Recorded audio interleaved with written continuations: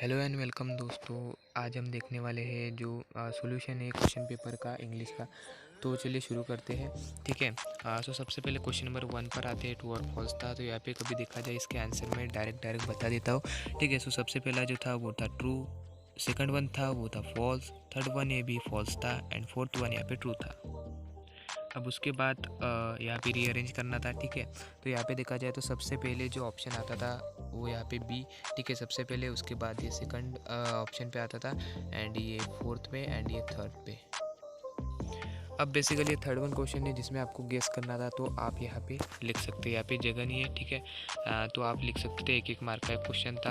अब नेक्स्ट हम देखेंगे जैसे कि पर्सनल रिस्पॉन्स। यहाँ पे इसका आंसर तो यार सीधा सीधा था कि यहाँ पे आप मतलब क्या करेंगे ऐसी कंडीशन हो कि एक लड़का है, गरीब है, बेचारे के पास पैसा नहीं है, वो आपके होटल के पास आया है, आप क्या करेंगे। तो यार सीधा था कि मैं यहाँ पे मानवता का धर्म निभाता और उसको हेल्प करता, मतलब मेरे से जितना होता मतलब उस तरह से। ठीक है। कंडीशन अनुसार मैं यहाँ पे अपना जो वर्क है मेरा काम करता, मानवता धर्म का मतलब मानवता धर्म में निभाता, इस तरह से आप लिख सकते थे। अब लैंग्वेज स्टडी में कभी आए आप तो यहाँ पे भी आपको जो है सेंटेंस सिंपल करके लिखना था। तो सबसे पहले जो है ये सेंटेंस था, on the opposite side of the street was a restaurant of no great pretensions.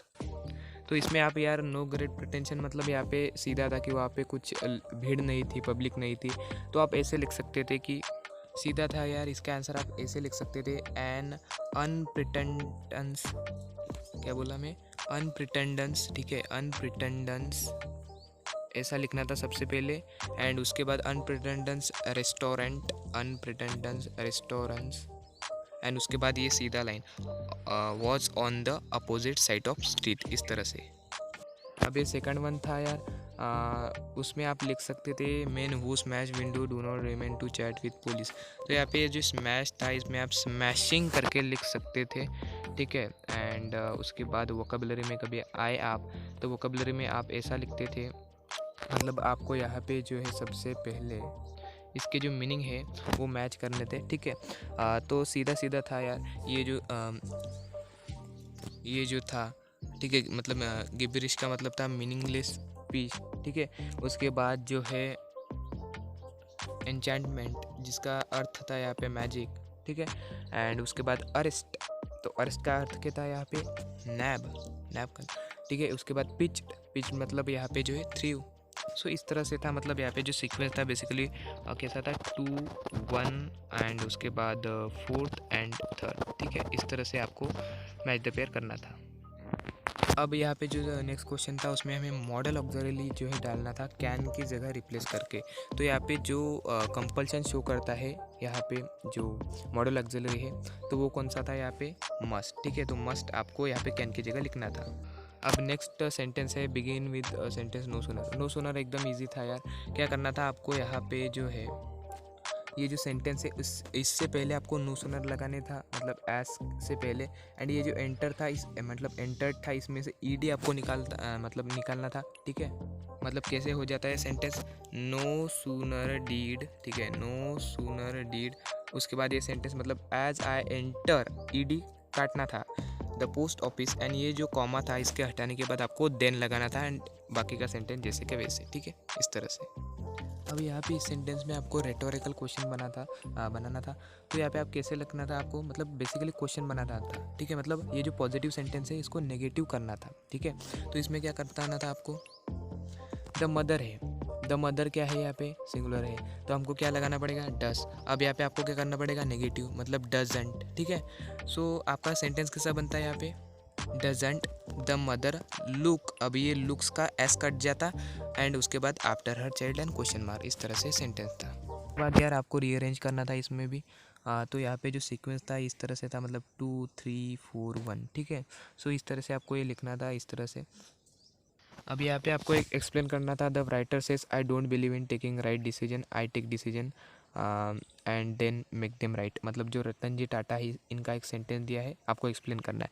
तो यार जो रतन जी टाटा थे ना, वो ज़्यादा से ज़्यादा मतलब डिक्लेरेशन जो है उसमें ज़्यादा भरोसा नहीं करते थे। ठीक है। एक्शन पे ज़्यादा भरोसा करते हैं एंड अब ये जो सेंटेंस था सबसे पहले, तो आपको कैसे मैच करना है, तो आप एक बार एक किस्सा हुआ था इनके साथ, वो कि मतलब एक फोर्ड कंपनी थी, उसमें जो मालिक थे उसके, तो उन्होंने कहा था कि जो मतलब इन्होंने कंपनी खड़ी की थी कार की, ठीक है, तो इसमें इनको जो है फेल्योर हाथ लगा था, ठीक है। तो उसके बाद यहाँ पे जब ये फोर्ड के पास गए तो यहाँ पे इनको जो फोर्ड के कंपनी वाले थे इन्होंने मना कर दिया। फिर इनको भी यहाँ पे थोड़ा सा इंसल्टिंग जैसा फील हुआ, ठीक है। एंड उसके बाद पर ये हारे नहीं, ठीक है, तभी भी यहाँ पे हारे नहीं। एंड यहाँ पर रतन जी टाटा काम करते रहे। एंड इसी के कारण यहाँ पे एक ये जो सेंटेंस है इनको लागू होता है कि वह मतलब ये जो है ज़्यादा भरोसा करता है, मतलब ये भरोसा करते हैं डिसीजन लेने पे, मतलब सबसे पहले वो निर्णय लेते हैं एंड उसके बाद उसको एक सही निर्णय बनाने में यहाँ पे यकीन रखते हैं। अब गिव रीज़न है कि यार Ratan Tata decided to sell his passenger car business. तो यहाँ पे हुआ क्या था यार, इन्होंने जब ये पैसेंजर कार लॉन्च की थी तो इनको फेल्यूर मिला था।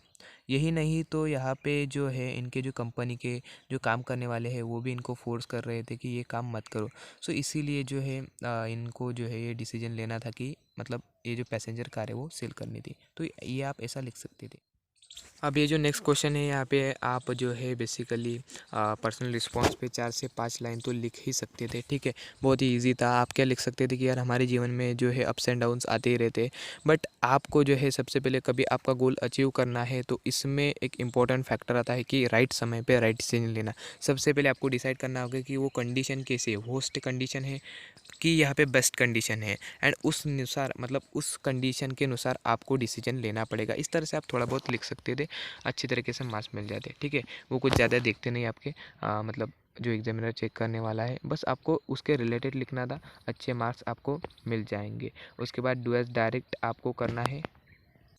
अब यहाँ पे जो ही वर्कड हार्ड बिल्डिंग की जगह आपको टू बिल्ड जो है यहाँ पे लिखना था, ठीक है। एंड उसके बाद जो है आपको एक यहाँ पे आपको rewrite this sentence with the beginning of the passenger car Tata Indica. तो यहाँ पे आपको क्या लिखना था यार, the passenger car Tata Indica was launched by Tata group, ठीक है, इस तरह से। उसके बाद जो है आपको एंटोनियम्स यहाँ पे जो है ढूंढने थे आपकी जो पैसेज था उसमें से, ठीक है। आपको तो पता ही होगा, नहीं तो आप प्रॉफिट लॉस ऐसे कभी लिखे होंगे तो यहाँ पे गलत हो सकता है क्योंकि आपको पैसेज में से ढूंढना था। तो इसका जो आंसर था यार प्रॉफिट का वो था बैन